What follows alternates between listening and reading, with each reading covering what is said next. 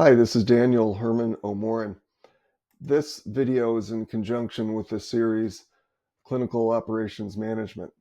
I wanted to record a short video on just my bio, my background, and have it as a separate segment as opposed to including it in every segment. I would just want to give you a background on, I'll give you a short description of my background, so that way that when you're listening to the other segments, that you sort of know what I'm talking about. So my history is basically split into two. One, management, and one, worker. I have a college degree. I got out and I did management work for several years. Then I got into clinical research, and after that I've done nothing but work, except for some lead CRA work. So I want to give you a short biography. What I'm going to do is do it in reverse chronological order. I'm going to start with the clinical research work and then go backward to the management work that I've done. So I started out doing clinical research as a coordinator for three oncology studies, prostate cancer studies specifically. Looking back on them, they were very easy, very, very easy. But at the time, they were extremely stressful because I really didn't have any training. My boss came to me and said, "How'd you like to be a coordinator?" And that was the end of training. I got a lot of it from my supporting roles. A woman who was, I don't even know what her title was, but she and I were on the phone a lot together, and it was very helpful. So after that, I went to nursing school. I got an RN degree. I worked for a year on a med-surg floor, and then went into clinical research. That was my original goal. My first position was with PRA. They had an excellent program. At the time, they called it Focus, but what it was to take people who had some sort of related experience in clinical research and taught them how to be a CRA. For me, it was very timely, and I learned tons, and it was great. And I have residual, very positive feelings about PRA. And I understand now it's not PRA, but it was back then. My first position was in pulmonary, a phase 2. It kicked my butt. I was all over the place. I made chairmans on US Air the first year. I was a road warrior. Too much, in fact, and I left clinical research for a year. I came back and I started my career in oncology, and I have never looked back. I have worked in phase 1, 2, and 3, probably about 30% phase 1, and the rest, let's say 80% of the rest in phase 3, and the rest in phase 2. I like oncology. It is a good segue, or a good confluence of my nursing background and my clinical research goals and aspirations and background as well. Phase 3 is just a lot of work, and phase 2 is sort of in the middle. I like phase 2 or phase 1, specifically 1B, because it is more difficult than all the others, and you have to pay attention because there are opportunities for mistakes. The dosing changes, that's always a risk, and the enrollment changes. I won't go into specifics, but the sponsor is very concerned about making sure we don't over-enroll. So we have to keep an eye on my site's enrollment, because frequently there's a contract between the site and the sponsor about enrollment limitations. But I also have to keep track of the enrollment totals for the study, because again, we don't want to go over. Phase 1 is tricky. It's usually a lot more labor intensive on the site end, and that means more supervision and oversight on our part. My experience has been in solid tumor, but a little bit with multiple myeloma. Myeloma is a completely different animal in terms of enrollment and labs, and there's a lot going on for myeloma. But again, I kind of like it. Let's see. I've worked in most of the major cancer centers in the Northeast, all the way down from Washington up to New Hampshire. Some of them are stellar. The Roswell Park Cancer Institute in Buffalo is just predictably excellent. I remember talking with the regulatory coordinator, and he said that there are something like, I'm going to make this up, but 80 SOPs that apply to his role. And I got the sense that he knew him because he didn't make a lot of mistakes. The Levine Cancer Center in Charlotte is another good one. They're predictably excellent, and I loved working with them. It was just like a back rub. Things were going so well down there. Another good one I thought was University of Pittsburgh. Everyone knows what their role is. They know what the process is. They follow the process. The investigators are good. Very, very happy. I've also had different experiences with other major cancer centers in the Northeast. I've worked out of Boston, New York City, Connecticut.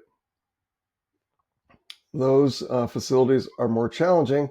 However, it's a lot like dancing, and this is an odd comparison, but you learn a lot by dancing with someone who's not a very good dancer. I mean, as a leader. And you learn about being a good CRA by working with sites that aren't particularly good or they're getting better. I had a coordinator at one of my challenging sites who got the job the morning of my visit because the previous one had resigned. And one of her first questions was, so what does CRF mean again? To me, that's a little bit like taking your road test to get a driver's license. And after the inspector gets in the car, you turn to the inspector and say, so which is the brake and which is the accelerator? It's a little bit worrisome.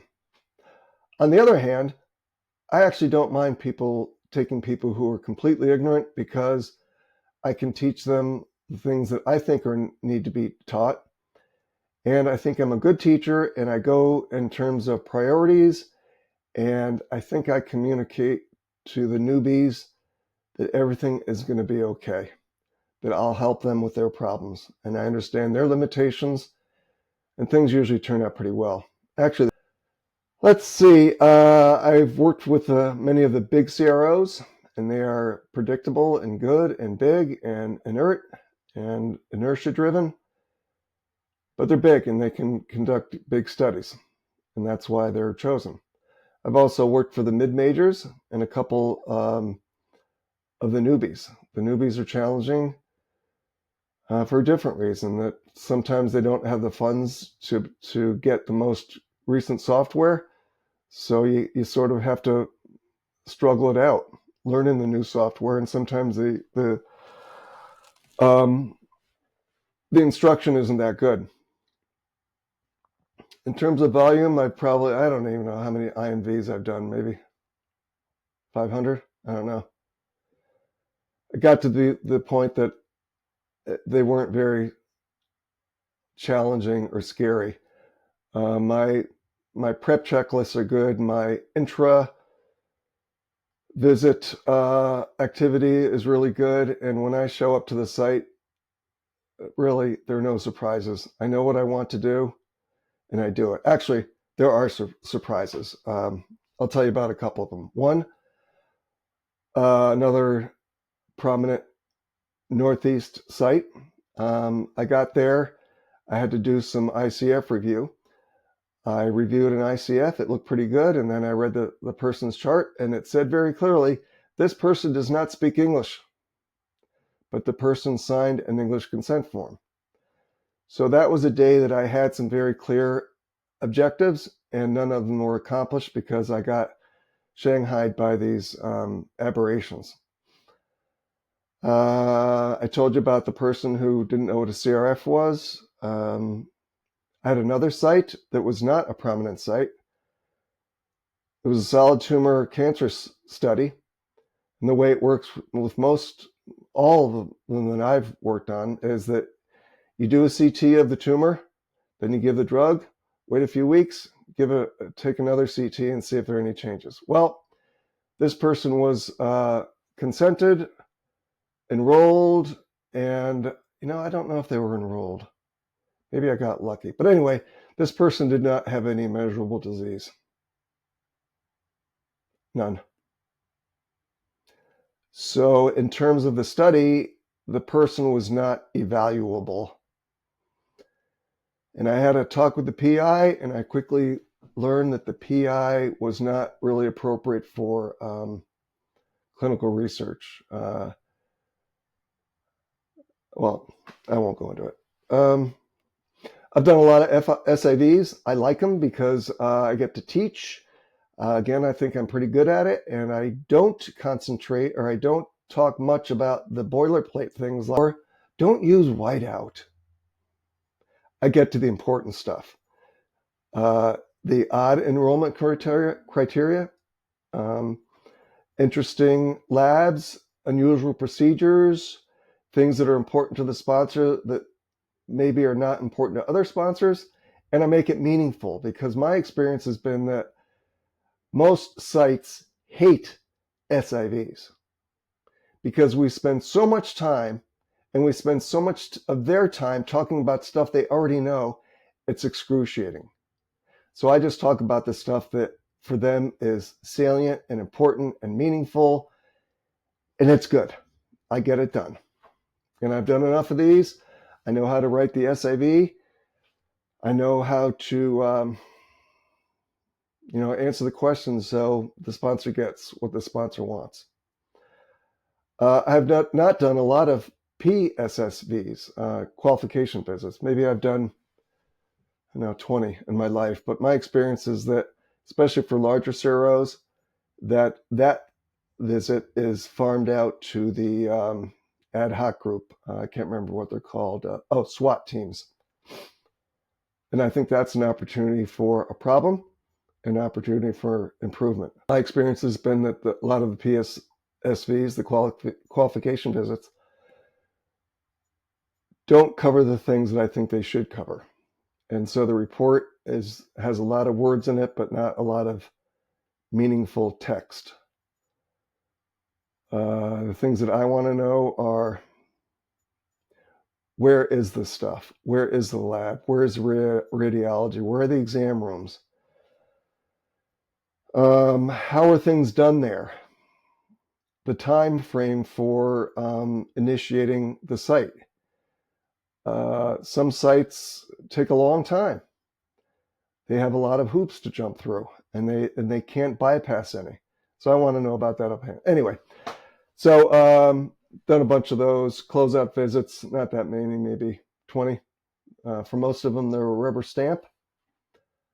But I want to say this about closeout visits that I learned in my career. That when you go to do the closeout visit, one document you should check is the data management plan. Because if it's written well, there should be a section for closeout visit. Because one thing you want to know is, after you do the closeout visit, will the site answer any queries? And some of them, the answer is no. So we want to make sure that if that's the case, we don't do the closeout visit until all of the CRFs has been verified and queries answered and closed. In terms of vendors, I've worked with all of the major vendors for data, Inform, Medidata. They're both very, very good. BioClinica, I don't know if they're still in business. There are others. For regulatory, the big one now is Vault. I wouldn't be surprised if they have about 90% of the market because they are good. It's easy to work with. It's easy to generate reports. It's easy to find what you're looking for. And I think Vault is now getting into more of the CTMS work, like report writing and that kind of thing. And I'm glad because Vault is good. In terms of IWRS, I've worked with the heavy hitters. Some of them are good. Actually, all the heavy hitter IWRS are good. It's the up-and-comers that are sometimes challenging. But, I learned this the hard way. You have to play the hand that you're dealt. And if the CTMS isn't very good, you just have to figure out a way to make it work. We have our own goals. The sponsor has their own goals, and you have to figure out a way to make it work. And just because the CTMS isn't very good, it doesn't mean that it's automatically a train wreck. One thing I like about oncology is that most of the investigators are really, really good to work with. They're basically kind, life-affirming people. But most of them are really, really good. And I had some really good ones. There was a guy at Roswell Park, total, I call him cupcakes. Just a really, really good guy. You could talk with him. He'd listen, he'd make changes, he'd consider things. I guarantee he was good with patients. I had another one at Rochester. A wonderful woman, just a joy to be with. Okay, so now going in reverse chronological order again. The first part of my professional career was all management. I have a bachelor's degree in business. My first job was at a restaurant where I had worked all the summers during college. And I was the service manager, the floor and the bar. Basically, I had done every job in the house, so I knew everything, and the management wasn't that tough. The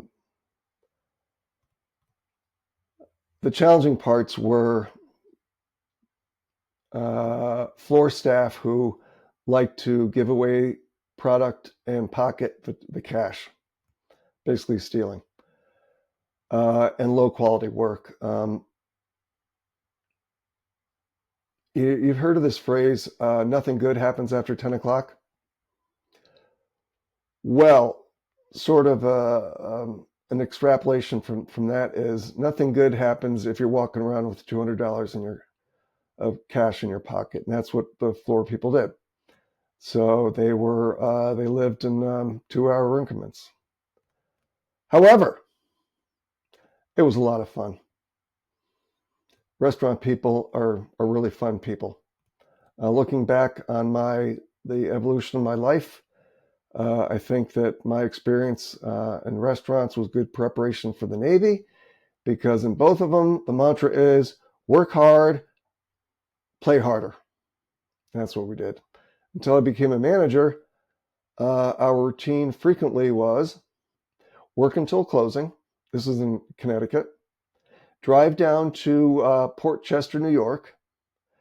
Go dancing until 6 in the morning. Then leave there, have breakfast, and be in bed by 8. This is sort of like the college lifestyle. So that was fun. And in a way, the Navy was like that. You just work incredibly hard when you have to work hard. And other times you just either find a party or you make a party. And that's the truth. So after that, I was general manager of a plastics manufacturing plant in Hartford, Connecticut.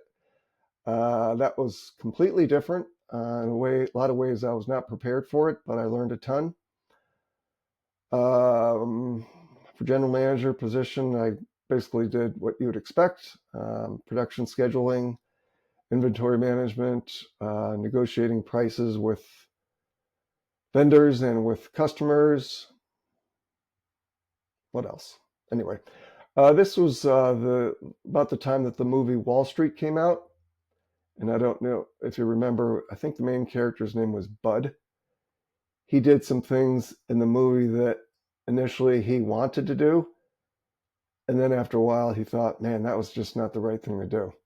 Well, I had some experiences like that when I was a general manager. was expected. I suspect that everyone else was doing the same thing, but I didn't like it. And so I went to the Navy, and it was very, very good. So I was an officer in the Navy. I was stationed on an aircraft carrier. It was a lot of fun. That's an exciting place to be. This is the Cold War. You know, we know who the bad guys were. They wore uniforms. You know, they sailed around in ships with their flag on it, and things were simpler, but not necessarily safer. I think always the Soviet Union was either looking for a way to obstruct us or to find vulnerabilities in our processes. So we had to be attentive. So it was, you know, Cold War, sort of like a non-shooting war that we ultimately won. But anyway, so for the Navy, and especially for the time period I was in, officers are basically managers. And my experience was that the kind of management that we did was about 50% operational management, just like routine, day-to-day stuff without end.